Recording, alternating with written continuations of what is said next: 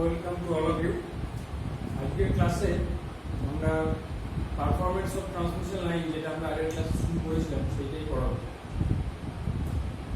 আগের দিন short transmission লাইনের একটা অঙ্ক আমরা ক্যালকুলেট করেছিলাম। আজকে ওই অঙ্কটাই আমরা অন্য মেথডে আরো সহজভাবে করা যায় কিনা সেইটা একটু দেখি।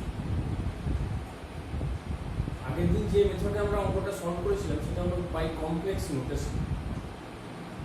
এটা অনেক ছাত্রের কাছে এই মেথডটা সহজ লাগে, আবার আজকে যে মেথডটা আমি পড়াবো সেটা আবার কোনো কোনো ছাত্রের কাছে সহজ লাগে। এখন অঙ্কের যে মেথডটা তুমি ফলো করো না কেন, যেটা তোমার কাছে সুবিধাজনক বলে মনে হয়, যে কোনো মেথডেই তুমি করতে পারো, সেই মেথডটা কিন্তু পুরোপুরি দাঁড়িয়ে থাকে ফেজর ডায়াগ্রামের উপর। তোমরা মনে করার চেষ্টা করো যে আমরা শর্ট ট্রান্সমিশন লাইনের যে ফেজর ডায়াগ্রামটা ড্র করেছিলাম তার ইকুইভ্যালেন্ট সার্কিট থেকে, সেখানে ভিআরটাকে আমরা রেফারেন্স করছিলাম। আমরা ভিআরকে রেফারেন্স না ধরে অন্য কাউকেও রেফারেন্স ধরতে পারি, অন্য কোনো প্যারামিটার কেউ আমরা রেফারেন্স ধরে কাজটা করতে পারি। যেমন আমি পড়ানোর সময় তোমাদের বলেছিলাম যে যেহেতু এটা ইকুইভ্যালেন্ট সার্কিটটা একটা সিরিজ সার্কিট, একটাই পাথ, সুতরাং সেখানে একটাই কারেন্ট ফ্লো করছে এবং সেন্ডিং এন্ডের কারেন্ট আর রিসিভিং এন্ডের কারেন্ট সেম। এটা ধরে নিয়েই আমরা ক্যালকুলেশনটা শুরু করেছিলাম। সেদিক থেকে এই যে কারেন্টটা যেটা টোটাল সার্কিটের মধ্যে ফ্লো করছে, সেই কারেন্টটাকেও তোমরা রেফারেন্স ধরে ফেজর ডায়াগ্রাম ড্র করতে পারো এবং তার বেসিসেও অঙ্কটাকে সলভ করা যায়। আজকে আমরা সেই মেথডটাই আলোচনা করব, অর্থাৎ drawing phasor diagram by assuming I অর্থাৎ current as the reference phasor। তাহলে কারেন্টকে যদি আমরা রেফারেন্স ফেজর ধরি I, তোমরা ইকুইভ্যালেন্ট সার্কিটটা পাশে আমি এঁকে রাখছি, মনে করার চেষ্টা করো।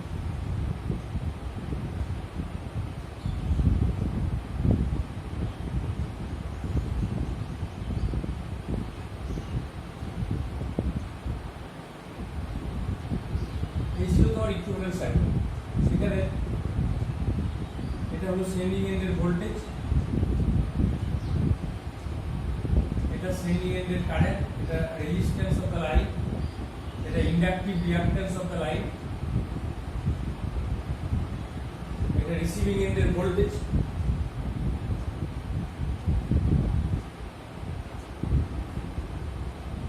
আর এই পাথে যেটা কারেন্ট ফ্লো করছে সেটা রিসিভিং এন্ডের কারেন্ট। আমরা আগেই বলেছি যে এই টোটাল সার্কিটটা একটা সিরিজ সার্কিট এবং সেখানে সেন্ডিং এন্ডের কারেন্ট রিসিভিং এন্ডের কারেন্ট ইকুয়াল টু আর, এটা আমরা ধরে নিতে পারি। সেই আইটাকে আমরা রেফারেন্স ধরেছি। তাহলে আইটাকে যদি আমি মনে করি যে লোডের মধ্যে দিয়ে কারেন্ট যাচ্ছে, যে কারেন্ট, তাহলে ভিআর যে ভোল্টেজটা, টার্মিনাল ভোল্টেজ বা রিসিভিং এন্ডের ভোল্টেজ, এর সঙ্গে আয়ের সম্পর্ক কি হবে এটা তোমরা আগে করেছো। যে লোডটা যদি ইন্ডাকটিভ লোড হয় তাহলে সেখানে ভোল্টেজ লিড করবে, কারেন্ট ল্যাগ করবে, ভোল্টেজ তার সাপেক্ষে লিড করবে একটা সার্টেন অ্যাঙ্গেল। যে অ্যাঙ্গেলটাকে আমরা এর আগে ধরেছিলাম ফাই আর, অর্থাৎ রিসিভিং এর পাওয়ার ফ্যাক্টর অ্যাঙ্গেল। তাহলে ভি আরটাকে আমরা আয়ের সাপেক্ষে লিডিং বলে ধরতে পারি। ধরো this is VR and it leads by an angle IR from I। এই VR এর সঙ্গে দুটো ভোল্টেজ ড্রপ যোগ হবে, একটা IR আর একটা IX। তাহলে IR ড্রপটা যেহেতু রেজিস্টিভ ড্রপ, সুতরাং কারেন্টের সঙ্গে সেটা সেম ফেজে থাকে এবং কারেন্টের সঙ্গে আমরা তাকে প্যারালাল করে রাখতে পারি। অর্থাৎ ভিআর যেখানে শেষ হচ্ছে সেইখান থেকে আমরা আইআরটাকে আঁকতে পারি। সাপোজ দিস ইজ আইআর এবং সেটা আই এর সঙ্গে প্যারালাল, যেহেতু তারা same phase, resistive drop will be in the same phase. আইটাকে তুমি প্রয়োজনে আরো বাড়িয়ে দিতে পারো, যদি মনে করো যে আইটাকে তুমি বাড়িয়ে দেবে, ইজ অলসো পসিবল।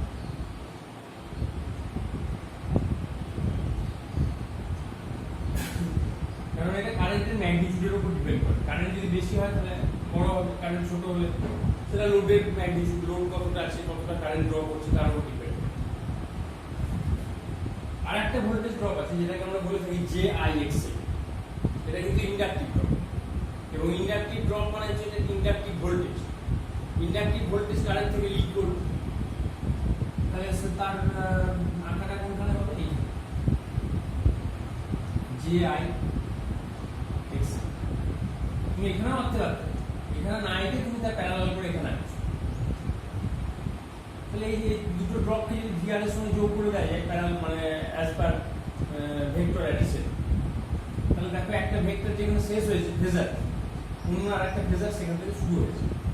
এইভাবে পরপর পরপর আঁকতে আঁকতে আমরা যদি একদম প্রথম বিন্দু আর শেষ বিন্দুটাকে যুক্ত করে দিই, তাহলে আমরা তাদের রেজাল্টটা পাবো।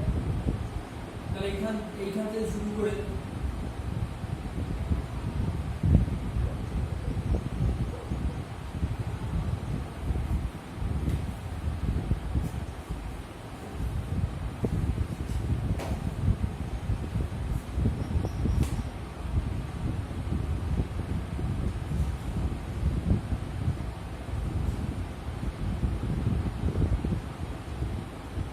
এটা যদি যুক্ত করে দিই, তাহলে আমরা এখানে VS পাই, অর্থাৎ সেন্ডিং এন্ডের ভোল্টেজ, এবং সেটা রেফারেন্সের সঙ্গে যে কোণটা করবে IS। এই হলো তোমার টোটাল ফেজার ডায়াগ্রাম। লক্ষ্য করে দেখো, এর আগে যখন VR কে আমরা রেফারেন্স করেছিলাম তখন ইকুইভ্যালেন্ট সার্কিটটা কেমন হয়েছিল? তখন ইকুইভ্যালেন্ট সার্কিটটা হয়েছিল এরকম, VR টা এখানে ছিল,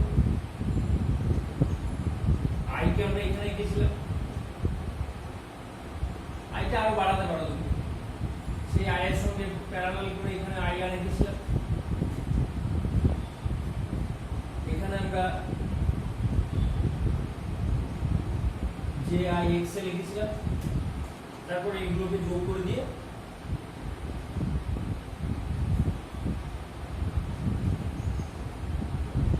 আমরা পেয়েছিলাম VS।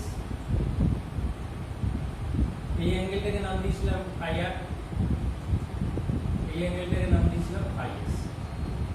তাহলে এই যে ফেজার ডায়াগ্রামটা যেখানে VR কে রেফারেন্স ধরা হয়েছে, আর এই ফেজার ডায়াগ্রাম যেখানে I কে রেফারেন্স ধরা হয়েছে, এই দুটো ফেজার ডায়াগ্রামের মধ্যে বেসিক কোনো ডিফারেন্স নেই, দুটো একই ফেজার ডায়াগ্রাম। তুমি এইটাকে যদি আরেকটু টেনে তুলে দাও, যে আইটাকে সোজা করে দাও, তাহলে ওইটা পেয়ে যাবে। সুতরাং রেফারেন্স তুমি যাকেই ধরো না কেন, ফেজার ডায়াগ্রামের মূল স্ট্রাকচারের মধ্যে কিন্তু কোনো চেঞ্জ আসবে না। মানে এখানেও যেরকম ভাবে ফেজার ডায়াগ্রাম তুমি এঁকেছিলে, এখানেও সেইভাবেই এঁকেছো, শুধু রেফারেন্স লাইনটা আলাদা। এখানে VR কে রেফারেন্স ধরা হয়েছে, আর এখানে I কে রেফারেন্স ধরা হয়েছে, এই হচ্ছে তফাৎ। তাহলে এটা বুঝতে পারছো ভালোভাবে যে রেফারেন্স যাকেই ধরা হোক না কেন, আলটিমেটলি তাতে কিন্তু ফেজার ডায়াগ্রামের স্ট্রাকচারে কোনো পরিবর্তন হয় না, একই ফেজার ডায়াগ্রাম থেকে। তাহলে আমরা বলতে পারি যে এখানে VR as the reference phasor, আর এখানে I as the reference।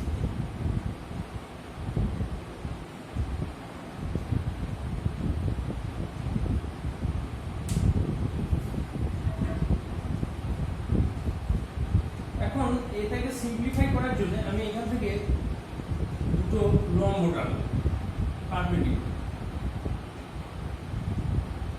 কারণ আমাকে তো ক্যালকুলেশনটা করতে হবে। তাহলে কিভাবে ক্যালকুলেট করতে পারি?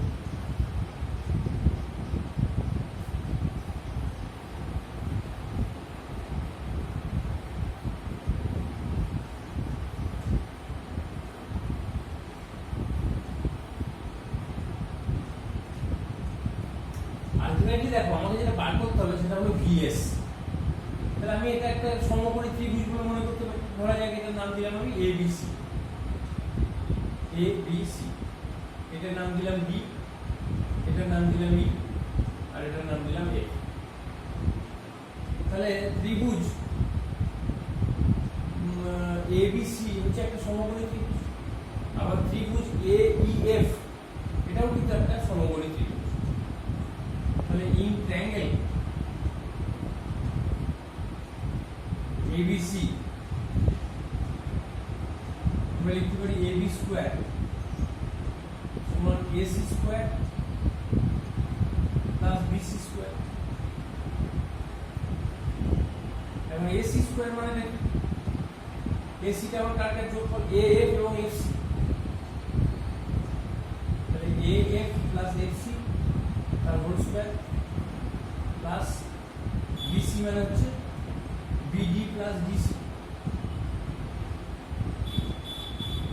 বিডি প্লাস ডিসি তার হোল স্কয়ার। এখন এফ প্লাস এফসি, এটাকে তুমি এফসি না লিখে ইডিও লিখতে পারো, কারণ এটা তো একটা কি বলবো আয়তক্ষেত্র বলতে পারো। তাহলে এফ ডি জায়গায় তুমি এফ সি জায়গায় তুমি লিখে দিলে ইডি তার হোল স্কয়ার প্লাস বিডি টা যেমন আছে থাক, আর ডিসি জায়গায় তুমি লিখে দিলে ইএফ।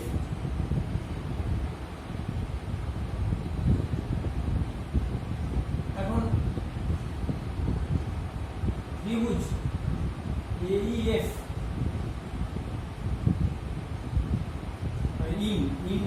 ইন ট্রায়াঙ্গেল এইএফ আমরা কি লিখতে পারি? এইটা হচ্ছে ভিআর, দিস ইজ ভিআর, আর এই অ্যাঙ্গেলটা হচ্ছে ফাইআর। তাহলে এটা হচ্ছে তার কস কম্পোনেন্ট আর এটা হলো তার সাইন কম্পোনেন্ট। আমরা লিখতে পারি এএফ সমান ভিআর কস ফাইআর আর ইএফ সমান ভিআর সাইন ফাইআর। এই দুটো জিনিসকে নিয়ে গিয়ে যদি এখানে বসিয়ে দাও তাহলে কি হবে? এবি মানে এবি স্কয়ারটা তো আলটিমেটলি বার করছো, তাহলে এবি মানে দেখো এবি মানে হচ্ছে ভিএস, তাহলে তুমি লিখতে পারো ভিএস স্কয়ার ইকুয়াল টু এখানে এএফ সমান VR cos phi R, VR cos phi R plus EB. ইবিটা হচ্ছে কোনটা? এইটা, যার ভ্যালু হচ্ছে আইআর ইনটু আইআর ইনটু না প্লাস আইআর তার হোল স্কয়ার প্লাস বিডি মানে কি? বিডি মানে আইএক্সএল, আইএক্সএল প্লাস ইএফ হচ্ছে এইটা, ইএফ মানে হচ্ছে ভিআর সাইন ফাই।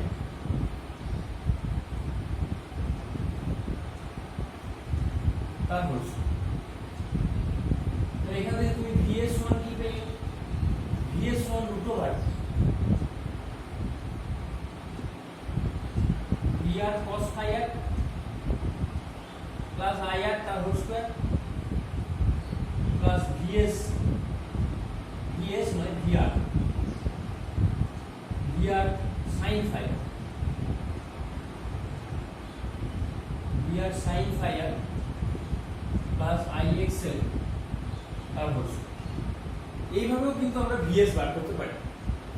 তার আগে কিন্তু আমাদের কমপ্লেক্স নোটেশনের মাধ্যমে আমি দেখিয়েছিলাম যে কিভাবে ভিএস কে ফাইন্ড করা যায়। আজকে একটা অন্য মেথড দেখালাম। তোমরা যদি এই ফর্মুলাটা মনে রাখতে পারো তাহলে সরাসরি এই ফর্মুলা প্রয়োগ করে তুমি পরীক্ষাতে অঙ্ক করতে পারো। এটাও কিন্তু একটা মেথড এবং সেটা সহজ মেথড। আমার মনে হয় অনেক ছাত্রদের সেটা সহজ বলে মনে হবে।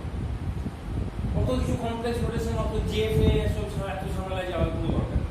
এই পোলার থেকে রেক্ট্যাঙ্গুলার কনভার্সন আবার সেটাকে যোগ করো এই করো অনেক ঝামেলা। তার থেকে খুব সহজে ভিএস কিন্তু বার করে দেওয়া যায়।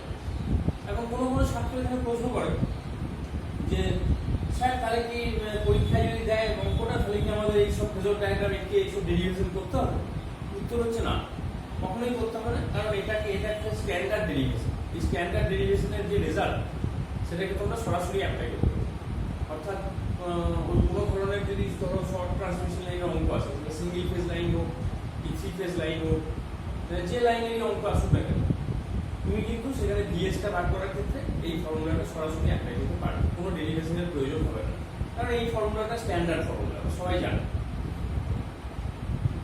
বেশ, তাহলে এটা একটা মেথড তোমরা শিখতে পারো। এবার যখনই ভিএস তুমি বার করে ফেলবে তখন সেখান থেকে তুমি ভোল্টেজ রেগুলেশন বা আদার যেসব প্যারামিটারগুলো আছে, ট্রান্সমিশন প্যারামিটার, ট্রান্সমিশন এফিসিয়েন্সি, এগুলো বার করতে পারো খুব সহজেই। সেখানে তো তোমার বেশিরভাগ জিনিস দেওয়া থাকে। এই যে এখানে এই ডান দিকে যে প্যারামিটারগুলো দেখছো এগুলো সবই অন্তত দেওয়া থাকে, বা হয়তো ইনডাইরেক্টলি দেওয়া থাকতে পারে। আইটা সরাসরি দেওয়া থাকে না অনেক সময়, এইটা আইটা সেটা তুমি কিভাবে বার করতে হবে তুমি আগের দিন অঙ্কটা শিখেছো। পাওয়ার থেকে কিভাবে ভোল্টেজ দিয়ে ভাগ করে কারেন্টকে বার করে নিতে হয় সেটা তুমি শিখেছো। এখানে এই আইটা এগুলো কিন্তু সবই তাদের ম্যাগনিটিউড, মানে অ্যাঙ্গেল সহ আই বসাবার কোনো প্রয়োজন নেই, অনলি ম্যাগনিটিউড বসাবে তাহলেই হবে। আমি একটা অঙ্ক তোমাদের করে দেখাবো, তার আগে এই ফর্মুলাটাকে আরো একটু সিম্পলিফাই করে করা যায় কিনা সেটা আমি একটু দেখে নিচ্ছি। আর সরাসরি যদি এইভাবে করতে চাও তাতেও কোনো প্রবলেম নেই। একটা জিনিস মনে রাখবে যে ভোল্টেজ রেগুলেশন বার করার সময় আমরা যে ভিএস মাইনাস ভিআর করি, এখানে কিন্তু এই যে মাইনাসটা করছি এটা কিন্তু একটা অ্যারিথমেটিক্যাল ডিফারেন্স, অর্থাৎ ম্যাগনিটিউডের ডিফারেন্স। এখানে কিন্তু অ্যাঙ্গেল কনসিডার হয় না। আমি আরেকবার বলে দিই, এই যে পার্সেন্টেজ ভোল্টেজ রেগুলেশন বার করছি তখন ফর্মুলাটা কি লিখছো, VS minus VR by VR বা ভিএস যাই লেখো।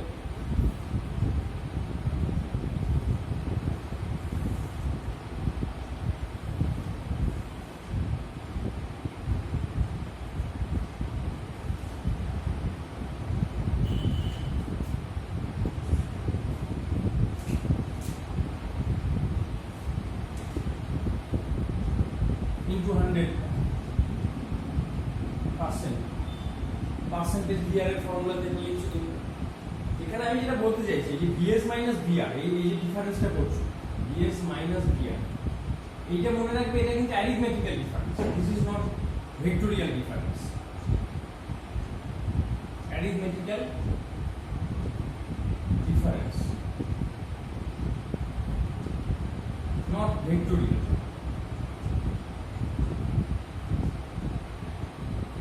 এখানে তাদের কোনো অ্যাঙ্গেল কনসিডার হয় না, শুধু ম্যাগনিটিউডটা বসিয়ে দিলেই হয়ে যায়। অর্থাৎ ভিএস এর ম্যাগনিটিউড তুমি এভাবে বার করে নিলে, বার করে নেওয়ার পর ভিআরটা দেওয়াই আছে, তুমি জাস্ট সেইগুলোকে বসিয়ে তুমি ভোল্টেজ রেগুলেশন বার করে নিতে পারো।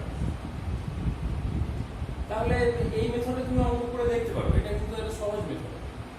আমি তোমাদের একটা উদাহরণ দিয়ে বলছি, তাহলে বুঝতে পারবে।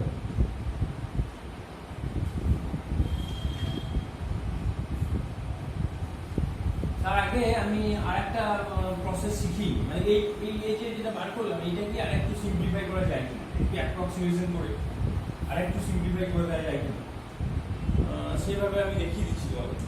তবে সিম্পলিফাই না করলেও কোনো ক্ষতি নেই, এই মেথডে যদি করে দাও তাতে কোনো অসুবিধা নেই।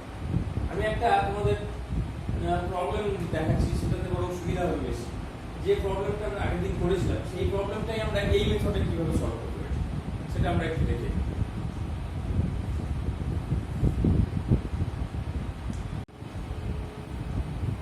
আচ্ছা, আগের দিনের অঙ্কটা টাকাটা আমরা একটু চেঞ্জ করে দিয়েছি, দিয়ে আমরা নতুন পদ্ধতিতে এই অঙ্কটা সলভ করতে চাইছি। আমি অঙ্কটা সলভ করার আগে তোমাদের অঙ্কটা একটু বলে দিই, তোমরা খাতায় লিখে নাও। A single phase line is transmitting 2 megawatt power to an industry at 22 kV and 0.8 power factor lagging.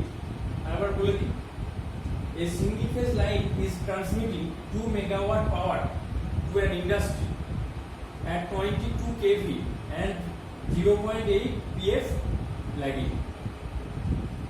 It has a total resistance of 2 ohm and a loop reactance of 3 ohm. Find 1 number VS, 2 number percentage voltage regulation and 3 number transmission efficiency. তাহলে আমাদের কিছু parameter এখানে দিয়ে দিয়েছে, দেওয়ার পর সেখানে বলছে যে এই তিনটে জিনিস আমাদের বার করতে হবে। আমাদের আগের যে অঙ্কটা করেছিলাম আগের দিন সেটা বহু এরকম অঙ্কই ছিল, জাস্ট ডাটাগুলো চেঞ্জ করেছে। তাহলে এখানে প্রথম যে কাজটা আমাদের করতে হবে আইটা বার করতে হবে, এটা ভালো করে মাথায় রাখবে। আইটা বার করতে পারলেই কিন্তু প্রসেসটা এগিয়ে যাবে। এবং এখানে আমরা কিন্তু ওই মেথডটা ফলো করবো না, কমপ্লেক্স রোটেশন মেথডে যে মেথডে আমরা আগের দিন অঙ্কটা সলভ করেছিলাম সেই মেথড আমরা ফলো করবো না। তার থেকে আরেকটু সহজ মেথড, যেটা ছাত্রদের কাছে সহজ বলে মনে হয়, সেই মেথডটা আমরা যেটা আজকে শিখলাম সেই মেথডটা ফলো করবো। তাহলে লুপ কারেন্ট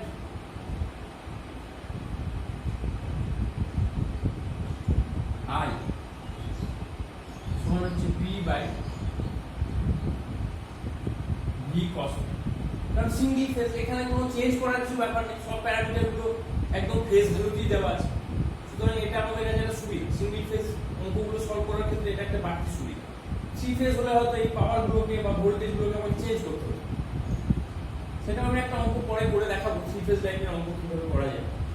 আপাতত এই মেথডটা তোমরা শেখো। তাহলে পাওয়ার মানে কোনটা, যে পাওয়ারটা লোডে তুমি ডেলিভার করছো, অর্থাৎ 2 মেগাওয়াট পাওয়ার। তাহলে 2 into 10 to the power 6 by ভোল্টেজটা কত, ভোল্টেজ হচ্ছে 22 কেভি, অর্থাৎ 22 into 10 to the power 3 volts, আর পাওয়ার ফ্যাক্টর হচ্ছে 0.8, এত অ্যাম্পিয়ার।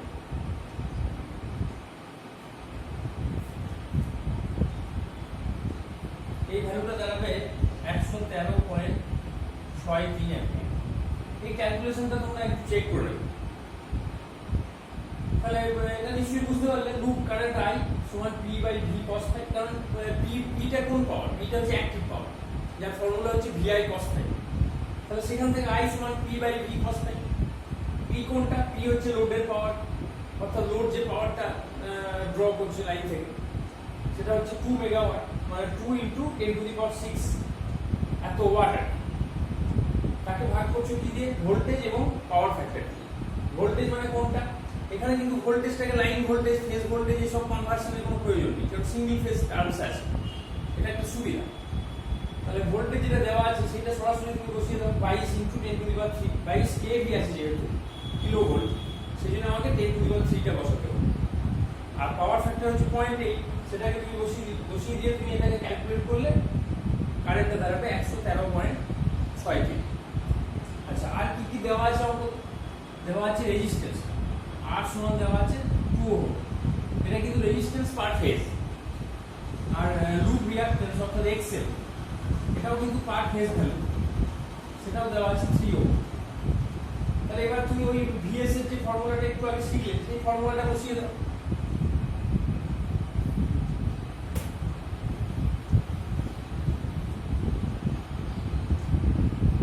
সেই ফর্মুলাটা বসালে কি হবে, VS সমান কি, VS সমান √ভাগ VR cos phi r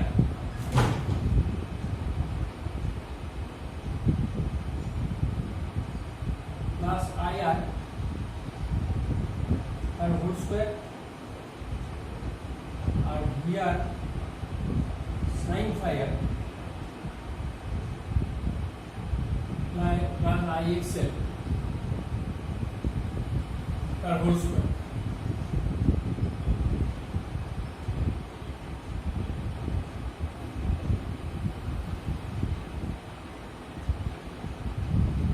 এখানে ভিআরটা কোনটা, রিসিভিং এন্ডের ভোল্টেজ, মানে এই 22,000, তাহলে 22,000 ইনটু cos phi r মানে 0.8। আচ্ছা, IR মানে কোনটা, 113.63 ইনটু R মানে হচ্ছে 2 তার হোল স্কয়ার প্লাস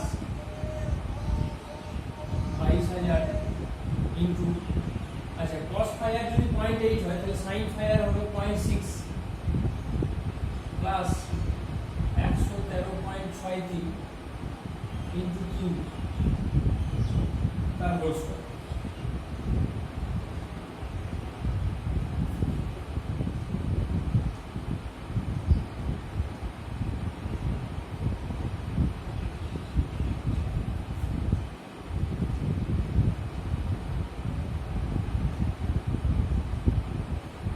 ক্যালকুলেশন করলে দাঁড়াবে এরকম।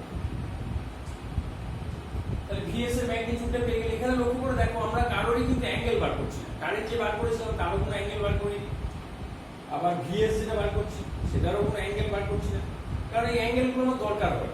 আমি যখন ভোল্টেজ রেগুলেশন বার করবো তখন আমার শুধু ম্যাগনিটিউডটা নিলেই চলবে।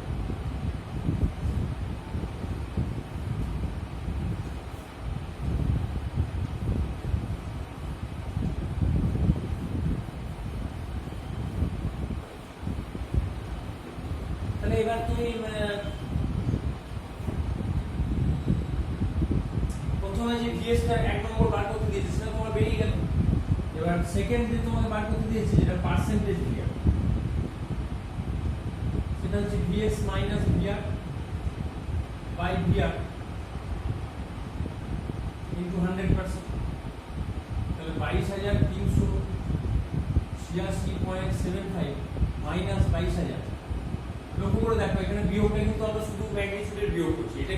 চাইছিলাম অ্যারিথমেটিক্যাল ডিফারেন্স, মানে কোনো অ্যাঙ্গেল কনসিডারেশন হচ্ছে না। বাই 22,000 ইন্টু 100%, এই ক্যালকুলেশনটা করে দেখো কত বেরোবে।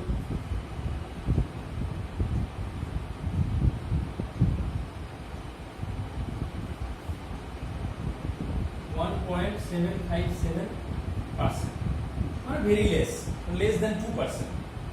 যত ভোল্টেজ রেগুলেশন কম হবে তত সেই সার্কিটটা মানে ভালো সার্কিট, মানে কি বলবো, ট্রান্সমিশন লাইনের পারফরমেন্স তত ভালো হবে। তার মানে তার সেন্ডিং এন্ড এবং রিসিভিং এন্ডের ভোল্টেজের যে ডিফারেন্স সেটা তত কম হবে, কারণ লাইনে ভোল্টেজ ড্রপ কম হচ্ছে। এই যে ভিএস মাইনাস ভিআর লিখছো, এর মানেটা কি? সেন্ডিং এন্ডে যে ভোল্টেজটা তুমি দিচ্ছ আর রিসিভিং এন্ডে যে ভোল্টেজটা তুমি পাচ্ছ, তাদের ডিফারেন্স, এই ডিফারেন্সটা কিভাবে ক্রিয়েটেড হবে? ওই ভোল্টেজ ড্রপের মাধ্যমে ক্রিয়েটেড হবে। অর্থাৎ ভোল্টেজ ড্রপ লাইনে যত কম থাকবে ততই ভোল্টেজ রেগুলেশনটার ভ্যালু কিন্তু কম হবে। ভোল্টেজ রেগুলেশন কম হওয়াটাকে আমরা মানে বলবো ভালো জিনিস, কারণ পারফরমেন্স ভালো ট্রান্সমিশন লাইনে। ভোল্টেজ রেগুলেশনের ভ্যালু যদি দেখা যায় যে 10% ছাড়িয়ে যাচ্ছে, তার মানে that is bad, poor voltage regulation করতে পারে। তাহলে লাইনে ভোল্টেজ ড্রপ যত কম হবে এবং সেন্ডিং এন্ড রিসিভিং এন্ডের ভোল্টেজের মধ্যে ডিফারেন্সটা যত কম থাকবে, সেটার পারফরমেন্স তত ভালো বলে আমরা ঠিক। তাহলে এখানে যে ভ্যালুটা বেরিয়েছে that is very good value, less than 2%। তাহলে এটা হলো পার্সেন্টেজ ভোল্টেজ রেগুলেশন। আচ্ছা, এবারে আমাদের ট্রান্সমিশন এফিসিয়েন্সিটা বার করতে। এফিসিয়েন্সি বিভিন্ন ভাবে তুমি বার করতে পারো। আগের দিন আমি তোমাদের দুটো মেথড দেখিয়েছিলাম কিভাবে এফিসিয়েন্সি বার করা যায়। তো সিলারাইনালি যে মেথডটা আমি দেখেছি ফলো করে সেটা হচ্ছে লস ক্যালকুলেশন, অর্থাৎ প্রত্যেকটা ফেজে কতটা লস হচ্ছে। এখানে তো সিঙ্গেল ফেজ লাইন, সুতরাং সরাসরি I2R করে দিলে তোমার লস বেরিয়ে যাবে। তাহলে লাইন লসটা তুমি আগে বার করো, কারণ কারেন্টও জানো, রেজিস্ট্যান্সও দেওয়া আছে, সুতরাং লাইন লস বার করতে কোনো অসুবিধা নেই। তাহলে line loss equal to I2R। এবার আইটা কত? 113.63, তার স্কোয়ার ইন্টু 2, এত ওয়াট।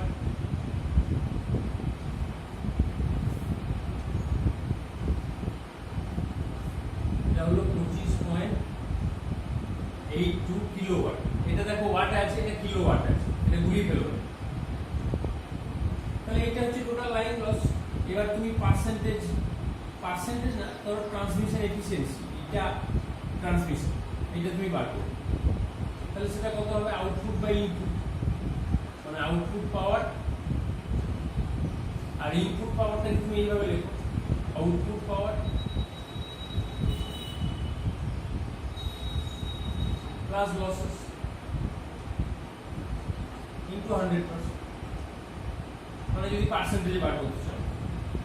আউটপুট পাওয়ার কত, যে সেটা অলরেডি দেওয়াই আছে তোমার 2 মেগাওয়াট, তার মানে 2 ইন্টু 10⁶ বাই 2 ইন্টু 10⁶ প্লাস এত কিলোওয়াট মানে 10⁻³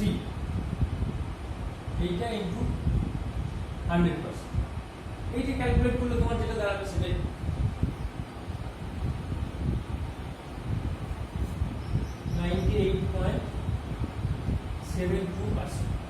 এই অঙ্কতে যত ক্যালকুলেশন করেছি বিভিন্ন জায়গাতে, এগুলো তুমি একবার নিজে চেক করে নেবে, কারণ আমার ক্যালকুলেশনে ভুল হয়ে যেতেই পারে। তো প্রসেসটা আমি তোমাদের নিশ্চয়ই বোঝাতে পেরেছি। Process is very easy. সেই জন্য যদি অঙ্ক দেয় তুমি এই মেথডেও সলভ করতে পারো। সেক্ষেত্রে তোমাকে ওইসব জে ধরা, এ ধরা, তারপরে কমপ্লেক্স নোটেশন দিয়ে তোমাকে সলভ করতে গিয়ে এই যে মানে পোলার থেকে কার্টেসিয়ানে কনভার্সন এসব করতে গিয়ে কিন্তু অনেক ছেলে ভুল করে। যদিও আমার আমাকে যদি তুমি জিজ্ঞেস করো অ্যাজ পার্সোনাল ভিউ যদি আমার নাও, তাহলে আমি কিন্তু ওই কমপ্লেক্স নোটেশনটাই ফলো করি, কারণ ওটা আমার কাছে বেশি স্বচ্ছ বলে মনে হয়।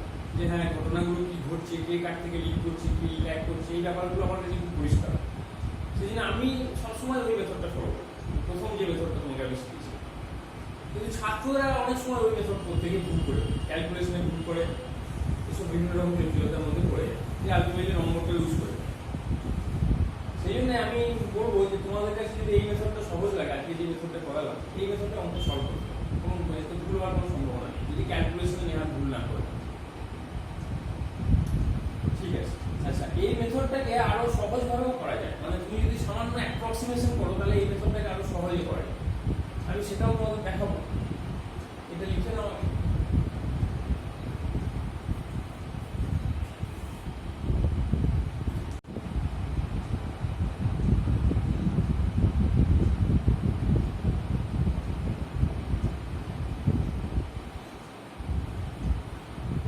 এখানে লক্ষ্য করে দেখো যে আমরা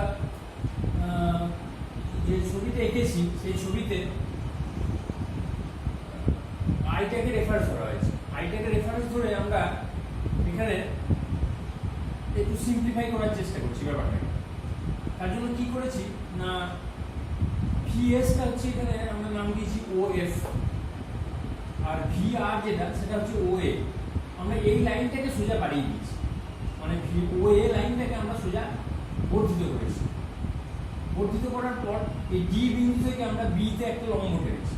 লক্ষ্য করে দেখো ডি থেকে বিতে একটা লম্ব টানা আছে, আর এই লাইনটারই প্যারালাল করে এখান থেকে ডিই বলে একটা লাইন টেনেছি। অর্থাৎ ও সি বা ও বি যাই বলো বা ওএ, এই যে লাইনটা, এই লাইনের সঙ্গে প্যারালাল করে ডিই বলে একটা লাইন আমরা ড্র করেছি। সেটা এফ সি থেকে যে লম্বটা, মানে এফ থেকে যে লম্বটা টেনেছি সেটা এই লাইনটাকে ই বিন্দুতে ছেদ করেছি। তাহলে দুটো লম্বর কথা আমি বলেছি, একটা হচ্ছে ডি থেকে এসি লাইনের উপর একটা লম্ব এবি, এই ডিবি, আর একটা হচ্ছে যে ডিই যে লাইনটা, এই ডিই লাইনটা হচ্ছে এসি সমান্তরাল লাইন। এর থেকে আমরা ওই ই বিন্দুর উপর একটা লম্ব টেনেছি, যেটা ওই ডিই লাইনটাকে ই বিন্দুতে ছেদ করেছে। তাহলে আমি এই জায়গাটা আমি তোমাদের আরেকবার বলে দিই যে নর্মালি যেরকম ভাবে আমরা ফেজর ডায়াগ্রাম ড্র করেছিলাম আইকে রেফারেন্স ধরে, ঠিক সেই রকম ভাবে এখানে আঁকা আছে। শুধু কিছু আমি অঙ্কন করেছি, জ্যামিতিতে যেমন কিছু অঙ্কন থাকে সেই রকম অঙ্কন করেছি। সেই অঙ্কনগুলো কি কি, এই যে লাইনটা অর্থাৎ ভিআর লাইন, ভিআর মানে হচ্ছে ওএ, এই ওএ লাইনটাকে আমরা সোজা বাড়িয়ে দিয়েছি।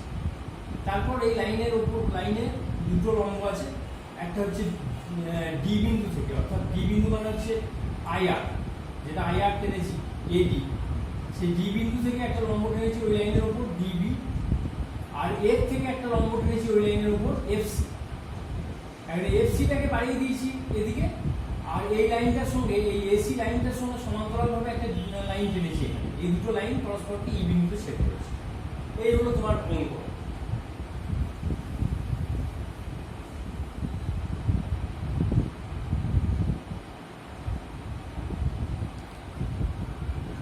এখন এই নামকরণগুলো তুমি দেখে নিয়েছো, এই নামকরণগুলোর উপর বেস করে এবারে আমি কয়েকটা অ্যাঙ্গেলের কথা তোমাদের বলবো। অ্যাঙ্গেলগুলো কি কি লক্ষ্য করে দেখো। একটা হচ্ছে বিএডি, এই যে অ্যাঙ্গেল, এই অ্যাঙ্গেলটা কি, এটা কিন্তু অনুরূপ কোণ এ ও, এটা ধরো একটা নাম দিলাম এক্স। তাহলে এ ও এক্স অর্থাৎ এই যে ফাই আর, এই ফাই আর অ্যাঙ্গেলেরই অনুরূপ কোণ হচ্ছে বিএডি। তাহলে এই বিএডি অ্যাঙ্গেলটাকে তুমি ফাই আর লিখতে পারো। অ্যাঙ্গেল বিএডি সমান ফাই আর। তাহলে অঙ্কনগুলো কি কি সেটা তুমি একটা লিখে নিতে পারো। একটা হচ্ছে ওসি, কার সঙ্গে প্যারালাল, ওসি প্যারালাল ডি, এটা হচ্ছে একটা লাইন বলা যেতে পারে। আচ্ছা, আর কি, ডিবি পারপেন্ডিকুলার টু ওসি, আর একটা হচ্ছে এফই পারপেন্ডিকুলার টু ডিই। এগুলো হচ্ছে অঙ্কন, এগুলো আমি লিখে দিই। আর বি এ ডি কোণটা হচ্ছে এই কোণের অনুরূপ, ফাই আর কোণের অনুরূপ। মানে যেহেতু এই এডি সমান্তরাল ও এক্স, মানে কেন এটাকে পেলাম, এটা অনুরূপ কোণ, এটাকে ব্র্যাকেটে আমি লিখে রাখি অনুরূপ কোণ, বাংলাতে লিখে রাখলাম তোমাদের বোঝার সুবিধা। অনুরূপ কোণ।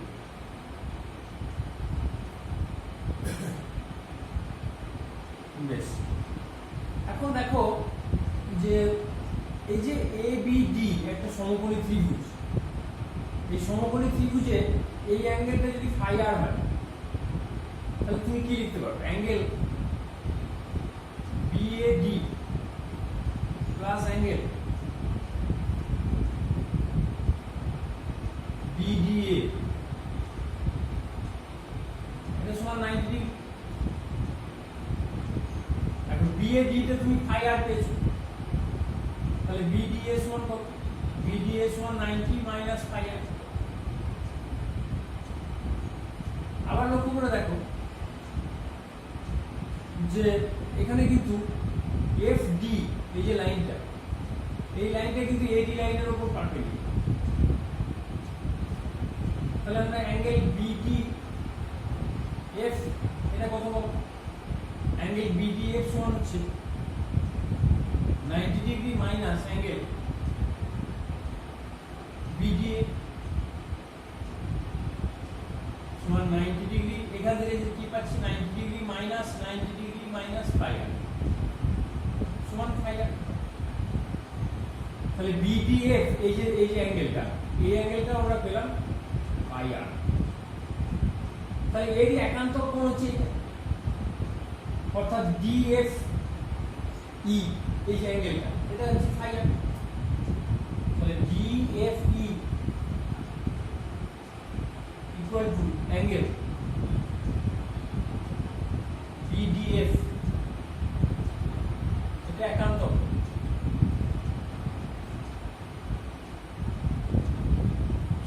That's equal to 5. তাহলে কোন কোন অ্যাঙ্গেল ফাই আর এটা খেয়াল করে দেখো। একটা অ্যাঙ্গেল হচ্ছে AOX সমান অ্যাঙ্গেল BAD সমান অ্যাঙ্গেল BDF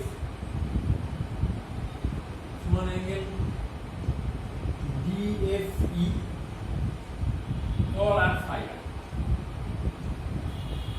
এই জায়গাটা গুরুত্বপূর্ণ, তার মানে এখানে কিছু জ্যামিতিক ব্যাপার আছে, সেই জ্যামিতি দিয়ে আমরা এটাকে সলভ করতে চাইছি। সেই জ্যামিতির অঙ্কনগুলোকে কাজে লাগিয়ে আমরা কোনটা কি অ্যাঙ্গেল সেটাকে বার করেছি। ভালো করে লক্ষ্য করে দেখো এটা।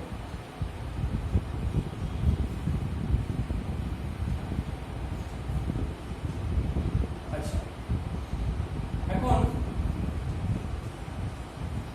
আমাদের আলটিমেটলি তো বার করতে হবে VS। VS মানে কোন? VS মানে হচ্ছে OF, অর্থাৎ এইটাকে আমরা VS বলি। VS তাহলে OF যে বার করছি আমরা, তাহলে এই জায়গাটা আমি মুছে দিচ্ছি, এখানে সলভটা করব।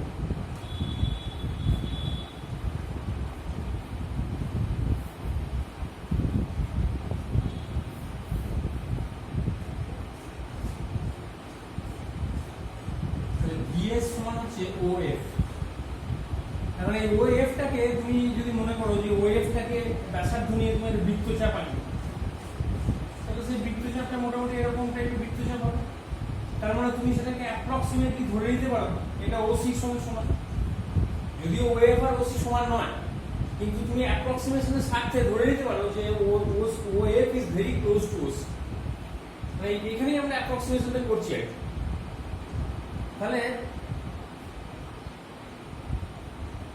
OC-টা কত? OC-টা হচ্ছে কাটার যোগফল OA plus AB plus BC। আচ্ছা, OA প্লাস AB-টা থাক, এবার BC-টাকে আমি লিখি DE। তার কারণ দেখি BCD BCD হচ্ছে একটা আয়তক্ষেত্র, তাহলে সেখানে বিপরীত বাহুগুলো সমান হবে, তাহলে BC আর DE কে আমি সমান লিখতে পারি। এখন OA মানে হচ্ছে VR আর AB মানে হচ্ছে IR cos phi r। লক্ষ্য করে দেখো, এইটা যদি IR হয় তার cos কম্পোনেন্ট হচ্ছে এটা, কারণ এই অ্যাঙ্গেলটা phi r। তাহলে AD যদি IR হয় আর তাহলে AB হচ্ছে তার cos কম্পোনেন্ট, তাহলে সেটাকে আমি লিখতে পারি IR cos phi r। আর DE টা কি লিখতে পারি? DE টা হচ্ছে এই ত্রিভুজ, অর্থাৎ FDE ত্রিভুজ, সেটাতে FD টা হচ্ছে IXL, তাহলে এটা হচ্ছে তার সাইন কম্পোনেন্ট। তাহলে আমি লিখতে পারি IXL sin phi। এই জায়গাগুলো কিন্তু আমি পড়াচ্ছি কি, কিন্তু তোমাকে নিজেকে ভালো করে বুঝতে হবে, ভেতরে ঢুকতে হবে, যে যা যা আমি বলছি সেগুলোকে মিলিয়ে দেখতে হবে যে কোনটা কি অ্যাঙ্গেল, কোন ত্রিভুজের কোনটা কাকে আমি কম্পোনেন্ট বলছি ইত্যাদি। অর্থাৎ আমি এখানে দেখো দুটো জিনিস বললাম, আমি এখানে পাশে লিখে রাখছি তোমাদের সুবিধা। এ বি মানে হচ্ছে এডি cos ফাই।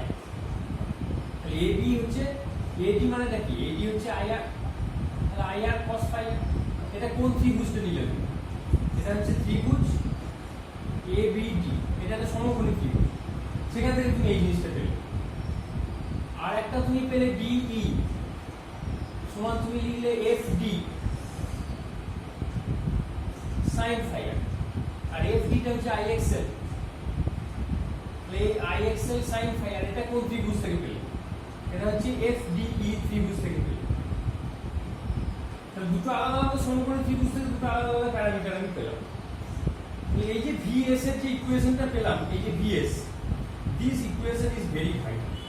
কিন্তু এটা মনে রাখবে, এটা কিন্তু এক্সাক্ট ইকুয়েশন নয়, কারণ তুমি প্রথমেই একটা অ্যাপ্রক্সিমেশন করে দিয়েছো। তাহলে এটা একটা অ্যাপ্রক্সিমেটেড ইকুয়েশন, কিন্তু যদি এই ইকুয়েশনটা নিয়ে তুমি এগো অঙ্কতে, তাহলে কিন্তু অঙ্কটা তোমার কাছে অনেক সহজ বলে মনে হবে। এই অঙ্ক তোমরা, আমি একটা কোর্সে দেখাবো তোমাদের কিভাবে সলভ করতে হয়। কিন্তু মনে রাখবে যে এই এত জটিল ডেরিভেশন আমি করলাম, এইসব প্রচুর অঙ্কন করে, লম্ব টেনে এগুলো অনেক কিছু করে, অ্যাপ্রক্সিমেশন করে আলটিমেটলি এটা আমি বার করলাম। পরীক্ষায় কিন্তু তোমাদের এত কিছু করতে হবে। পরীক্ষায় সরাসরি তুমি এই ফর্মুলা লিখতে পারো, সেক্ষেত্রে কোনো নম্বর কাটা যাবে। কিন্তু যারা ভালো ছেলে, আমি তাদেরকে বলবো যে শুধু ফর্মুলাটা মুখস্থ না করে ডেরিভেশনটা আমি কিভাবে করলাম সেইটাকে কিন্তু একটু খেয়াল করো। তাহলে কি হবে, নিজের ধারণাটা স্বচ্ছ। এই জায়গাটা আমি তোমাদের বারবার বলতে চাইছি যে শুধু নম্বরের পেছনে ছুটলে হবে না, ভেতরের লজিকটা কি, কিভাবে সেখানে আসছি, ডেরিভেশনটা কিভাবে হলো, পরপর ধাপ অনুযায়ী কিভাবে এলো, সেই ব্যাপারটা কিন্তু খেয়াল করতে হবে, তবে কিন্তু বোঝাটা কমপ্লিট হবে। তাহলে আমি কি করেছি সেটা তোমাদের নিশ্চয়ই বোঝাতে পেরেছি যে আইকে রেফারেন্স ধরে যে ফেজর ডায়াগ্রামটা আমরা ড্র করেছিলাম, সেই ফেজর ডায়াগ্রামের মধ্যে কিছু অঙ্কন করে আমরা জিনিসটাকে সিম্পলিফাই করার চেষ্টা করেছি। তাহলে এটা প্রসেসটা একটু হার্ড হতে পারে, কিন্তু ফাইনালি যেটা পাওয়া গেল সেটা কিন্তু অনেক সহজ। এই পদ্ধতিতে আমি সরাসরি ভিএসটাকে বার করে দিই। এখানে কিন্তু দেখো আগের মেথডে যে তোমরা রুট ফুট করছিলে সেই ব্যাপারটাও নেই, একদম সিম্পল ওয়েতে তুমি যোগ করে দাও, কোনো অসুবিধা নেই। তাহলে এই ফর্মুলাটা মনে রাখবে। যারা একদম ডেরিভেশন মনে রাখতে পারছো না, মনে হচ্ছে যে অসম্ভব কঠিন, পারাই যাবে না, জ্যামিতিতে যারা একটু নিজেকে দুর্বল বলে মনে করছো, তারা এই ফর্মুলাটা মুখস্থ রাখতে পারো, এছাড়া তো উপায় কিছু নেই। আর যারা একটু ডিপে গিয়ে শিখতে চাইছো বা বুঝতে পারছো, তাদেরকে কিন্তু আমি বলবো যে ডেরিভেশনটা ভালো করে বোঝার চেষ্টা করো, তাহলে কিন্তু তোমার কাছে ধারণাটা অনেক স্বচ্ছ। কিন্তু যতই তুমি ব্যাপারটা এগো না কেন, আমি তোমাকে একটা জিনিস বলে দিচ্ছি, এটা কিন্তু অ্যাপ্রক্সিমেটেড ইকুয়েশন, এটা কিন্তু এক্সাক্ট ইকুয়েশন নয়। সেদিক থেকে আগের যে ডেরিভেশনটা করলাম একটু আগে রুট দিয়ে, সেই ডেরিভেশনটা কিন্তু এক্সাক্ট ইকুয়েশন ছিল। তাহলে এক্সাক্ট পার্সেন্টেজ ভোল্টেজ রেগুলেশন বা এক্সাক্ট ট্রান্সমিশন এফিসিয়েন্সি যদি পেতে চাও, তাহলে কিন্তু তোমাকে ওই মেথডটা ফলো করতে হবে, বা তার এর আগের দিন যে মেথডটা আমি করেছিলাম কমপ্লেক্স নোটেশনে, সেই মেথড ফলো করতে হবে। ওই দুটো মেথড হচ্ছে এক্সাক্ট মেথড, আর এই মেথডটা হচ্ছে অ্যাপ্রক্সিমেটেড মেথড। তারপরে এখানে খুব ক্লোজ একটা কাছাকাছি একটা ভ্যালু পাওয়া যাবে, কিন্তু এক্সাক্ট ভ্যালু কিন্তু পাওয়া যাবে না। এটা নিশ্চয়ই বুঝতে পেরেছো। তাহলে এই ডেরিভেশনটা লিখে নাও, এর উপর বেস করে একটা অঙ্ক আমরা করবো, তাহলেই আপাতত আমাদের শর্ট ট্রান্সমিশন লাইনের প্রবলেমগুলো শেষ হবে। কিন্তু এখানে একটা জিনিস বাদ থেকে গেল, সেটা হলো three phase transmission line. Three phase transmission লাইনের অঙ্ক, সেটাও তো শর্ট লাইন হতে পারে। থ্রি ফেজ লাইন কিন্তু অ্যাকচুয়ালি বাস্তবে তো থ্রি ফেজ লাইনই থাকে, সিঙ্গেল ফেজ লাইন তো থাকে না। তাহলে থ্রি ফেজ ট্রান্সমিশন লাইন দিয়ে একটা অঙ্ক কিন্তু ফাইনালি আমরা করবো, সেটা নেক্সট ক্লাসে করবো। আজকের ক্লাসে আমরা এই মেথডে একটা অঙ্ক করি সিঙ্গেল ফেজ লাইনে। তাহলে আমি আপাতত এটা মুছে দিচ্ছি, নিশ্চয়ই তোমাদের এটা টোকা হয়ে গেছে।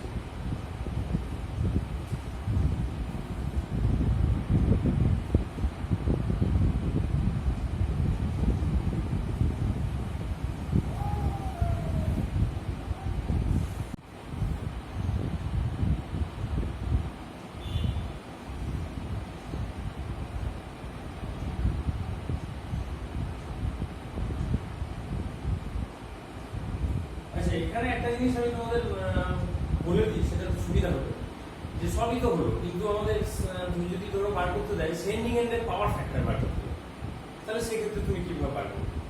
আমরা আইকে রেফারেন্স ধরে যে ফেজর ডায়াগ্রামটা ড্র করেছিলাম, সেইটা আমি আরেকবার তোমাদের এখানে রেখে দিলাম। এখানে লক্ষ্য করে দেখো, এটা হচ্ছে ফাই এস অ্যাঙ্গেল, এটা যদি ভিএস হয় তাহলে এটা হচ্ছে ফাই এস অ্যাঙ্গেল, অর্থাৎ ভিএসটা রেফারেন্স থেকে কত ডিগ্রি অ্যাঙ্গেলে লিড করছে। তাহলে আমাদের তো আলটিমেটলি আমি জানতে চাইছি কি সেন্ডিং এন্ডের পাওয়ার ফ্যাক্টর, অর্থাৎ cos ফাই এস, এইটাই আমি জানতে চাইছি। তাহলে cos phi s মানে কি? এই যে ত্রিভুজটা এ ও সি, এই যে ত্রিভুজ এ ও সি, এটা একটা সমকোণী ত্রিভুজ। এই ত্রিভুজে যদি তুমি ভূমি বাই অতিভুজ করো তাহলে তুমি cos phi s পাবে। ভূমি মানে কোনটা? ওসি, তাহলে ওসি বাই ওএ, এটা যদি ক্যালকুলেট করো তাহলে তুমি এটা পাবে, cos phi s পাবে। এখন ওসি মানে হচ্ছে OB plus BC by OA, আর ওবিটা হচ্ছে ভিআর cos phi r। লক্ষ্য করে দেখো এই যে ডিওবি ত্রিভুজ ডিওবি, এটা একটা সমকোণী ত্রিভুজ, সেখানে তুমি লিখতে পারো ওবি সমান হচ্ছে ভিআর cos phi r। তাহলে এখানে লেখো ভিআর cos phi r, আর বিসিটা হচ্ছে ডি, বিসি আর ডি সেম, তাহলে বিসির জায়গাতে তুমি লিখতে পারো আইআর, আর ওএটা হচ্ছে ভিএস। যেহেতু ব্র্যাকেটে আমি লিখলাম বিসি সমান ডি সমান আইআর, তাহলে এই যে ফর্মুলাটা তুমি পেলে, এই ফর্মুলা দিয়েও তুমি কিন্তু সেন্ডিং এন্ডের পাওয়ার ফ্যাক্টর বার করতে পারো। অর্থাৎ অঙ্কতে যদি তোমাকে সেন্ডিং এন্ডের পাওয়ার ফ্যাক্টর বার করতে দেয় তাহলে এই ফর্মুলাটা কাজে লাগাবে, এটা ভালো করে মাথায় রাখবে। তাহলে আমি এখানে ভালো করে লিখে দিচ্ছি cos phi s সমান হচ্ছে VR cos phi r plus IR by VS. Use this formula to find out the value of sending end power factor. এটা আমার সময় অঙ্কতে বার করতে দেয়, এই জন্য আমি তোমাদের ডেরিভেশনটা করে দিলাম, ভালো করে লিখে নাও যেমন।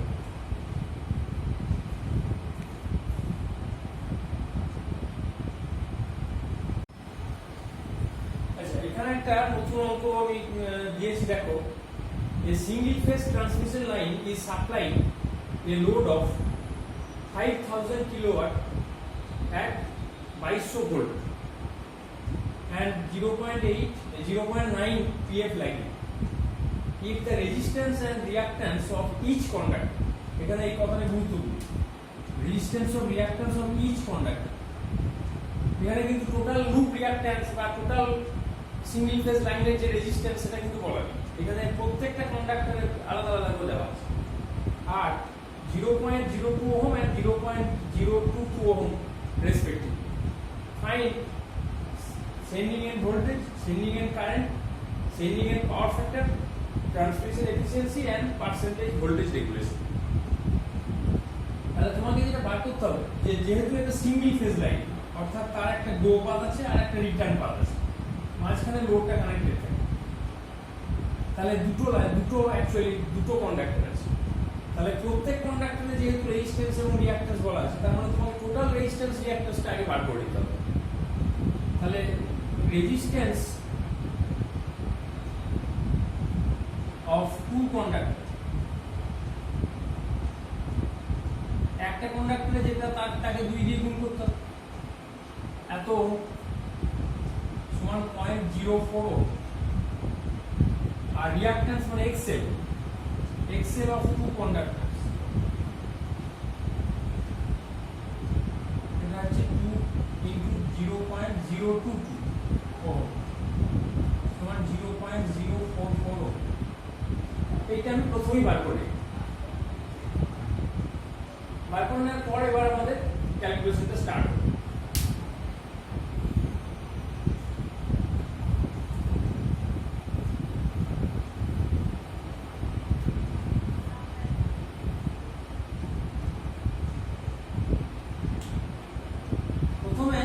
বার করবে এই কারেন্টটা তো আইএস লেখা আছে ঠিকই, কিন্তু একটাই তো কারেন্ট লুপে, সেই কারেন্টটা বার করতে হবে। কারেন্ট কিভাবে বার করবে? যেভাবে আগে তুমি বার করছি P by V cos phi, মানে cos phi r। তাহলে P টা কত?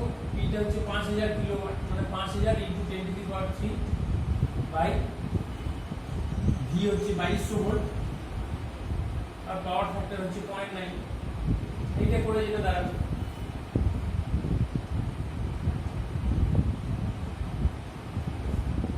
হচ্ছে 2525.25 ক্যালকুলেশনটা নিজেরা একটু দেখে নেবেন। তাহলে আমাদের প্রথম সেকেন্ড যে কারেন্ট যেটা বার করতে দিয়েছে সেই কারেন্টটা আমরা বেরিয়ে গেল।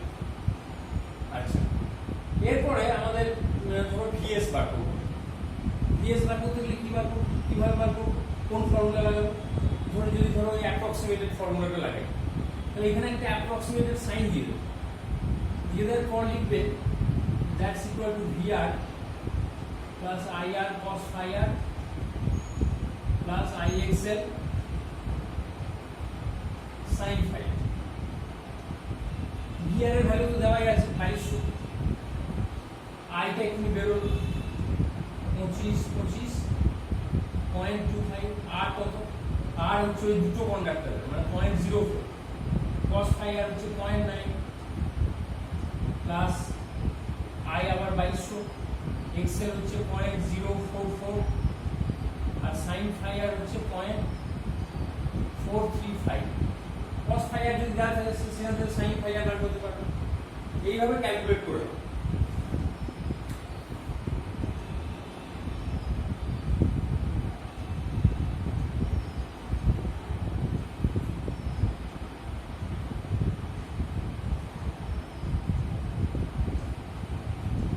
2339.23 ভোল্ট, মোটামুটি এটা একটা অ্যাপ্রক্সিমেটেড ভ্যালু।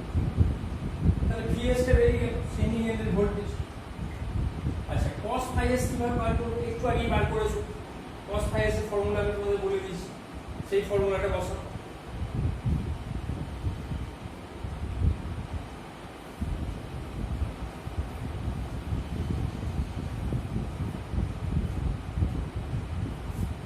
অর্থাৎ ভিআর cos phi r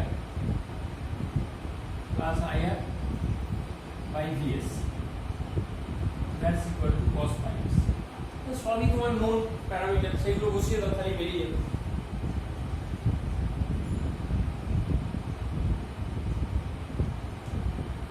এটা হবে মোটামুটি 0.88 লাখ। তাহলে এটা হয়ে গেল। আচ্ছা, লাইন লসটা বার করো। লাইন লস আই স্কোয়ার আর, আইও জানো আরও জানো, সেখান থেকে তুমি আই স্কোয়ার আর বার করতে পারো। এটা হলো 255 কিলোওয়াট। তাহলে ট্রান্সমিশন এফিসিয়েন্সি বার করাটা কোনো ব্যাপার না। Output power 5000 kilowatt, 5000 × 10⁻³ by output plus loss, এটা into 100%। এটা করে যেটা দাঁড়াবে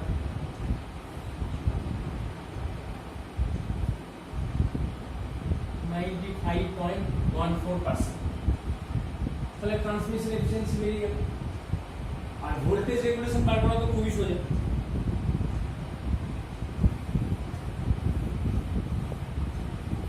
কিভাবে বার করবো voltage regulation? Percentage voltage regulation সমান VS minus VR by VS না ভিআর ইনটু 100%। তাহলে ভিএস কত বেরোলো? 2339.23 মাইনাস 2200 বাই 2200 ইনটু 100%।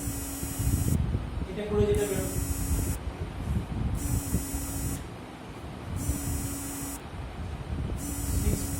6.32%। তাহলে এই অঙ্কটা সলভ হয়ে গেল। তাহলে বুঝতে পারছো তো যে কিভাবে অঙ্কগুলো আমরা সলভ করছি? বিভিন্ন উপায়ে আমরা সলভ করে দেখাবো।